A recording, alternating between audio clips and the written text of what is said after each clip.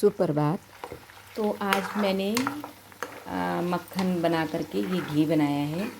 और इस घी को बनाते हुए मुझे याद आ रहा है कि जब मैं छोटी थी तो एक दिन मैं अपने चाची के घर गई हुई थी और मेरी चाची ने घी बनाया था। मेरे चाचा जी खेत से काम करके आए तो चाची ने उनको ये घी जो बन रहा है स्टील के गिलास में, छोटे गिलास में आधा गिलास, मतलब इस कड़छी से कम 8 कड़छी घी गिलास में डाल के दी और मेरे चाचा जी उस घी को खड़े खड़े पी गए। मुझे बहुत ताज्जुब लगा कि घी कैसे कोई ऐसे पी सकता है पानी की तरह, लेकिन भाई पुराने लोगों का घी पी भी सकते थे और पचा भी सकते थे। तो मुझे आज भी जब भी मैं घी बनाती हूँ, मैं उस समय ज़्यादा से ज़्यादा यार 14 15 16 साल की रही होंगी, लेकिन मुझे वो दृश्य आज भी याद है कि चाचा जी ने कैसे एकदम गिलास से ही घी पी लिया था। और अभी भी 90 के आसपास मेरे चाचा जी होंगे, पर चाचा जी अभी हैं। मुझे ताज्जुब लगता है कि पुराने लोग जो है बहुत समझदार थे, क्योंकि सुबह सुबह खाली पेट उन्होंने वो घी पिया और दुनिया भर का वो काम करते थे, तो शरीर तो मजबूत होगा ही ना। फिर आजकल तो बच्चे रोटी में भी नहीं लगाते हैं कि नहीं भाई घी मत लगाओ। कुछ यादें हमेशा के लिए होती हैं बचपन की, कुछ यादें हम कभी नहीं भूलते हैं, हमेशा याद रहता है। ये रेडी हो गया है, अब दिन के खाने की तैयारी।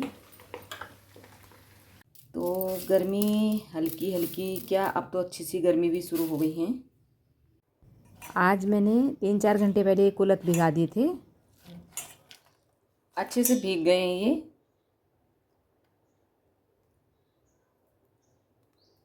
हाँ, भीग चुके हैं बढ़िया सा।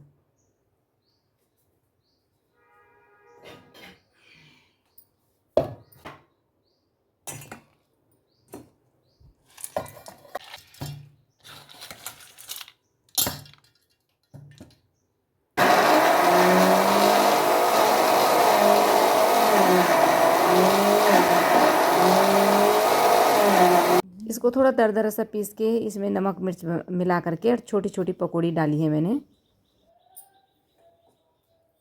ये तो वैसे भी कोई अगर मेहमान आने वाला है और आपको पहले पता है तो 4 घंटे पहले भिगा दो। उसके बाद हरी चटनी के और चाय के साथ ही बहुत टेस्टी लगते हैं।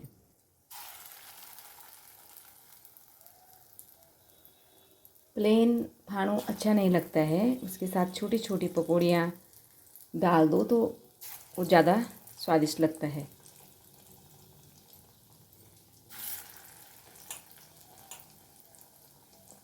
मायके में माँ लोग बनाते थे तो वो एक ही उसमें बना देते थे, ऐसे छोटी छोटी पकौड़ी नहीं बनाते थे, बल्कि एक पूरा परांठा टाइप का इसका बनाते थे और फिर फाड़ू जो बनता था उसमें तोड़ तोड़ के डाल देते थे। लेकिन ये भी तरीका सही है कि छोटे छोटे बनाओ, और वो थोड़ा पतला होता है परांठे टाइप के और ये थोड़ा सा मोटे उसमें होते हैं।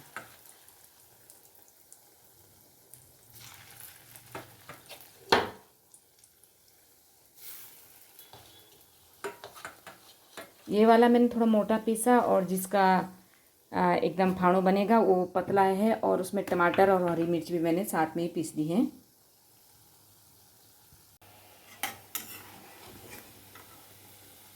माँ कहती थी कि बचपन में मैं बिल्कुल भी इसको पसंद नहीं करती थी, गौथ के फाड़ों को मेरे को नहीं पसंद था ये बिल्कुल भी। अब देखो, पसंद हो और ना हो, औरों को पसंद है तो आपको बनाना है।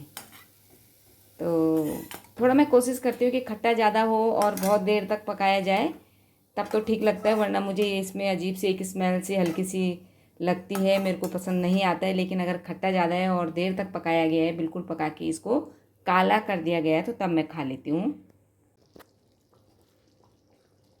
तो पकने के बाद कुछ इस तरह से शक्ल हो जाती है इसकी, जबकि इसमें 2-3 टमाटर पड़े हुए हैं। और जब ये बिल्कुल पक के काला हो जाता है तो ही मैं इसको खाती हूँ, वरना मुझे ये थोड़ा सा बचपन से ही पसंद कम है। लेकिन अब बिल्कुल पक के तैयार हो चुका है और इसमें आधा नींबू, जिसे कढ़ाई नीचे उतारो तो इसमें कम से कम आधा एक नींबू काट करके पूरा इसमें डाल दो निचोड़ के, तो बहुत टेस्टी स्वाद अपने आप ही आ जाएगा। कुल्थ की दाल में बहुत ही औषधीय गुण होते हैं। अगर इसको दाल बनाया जाए तो ये गर्म होती है और कहते हैं कि पथरी के रोगियों के लिए बहुत बढ़िया होता है। इसमें पथरी अपने आप ही गल के बाहर आती है और पीस के इसकी वो ठंडक में आ जाती है, ठंडा माना जाता है इसको।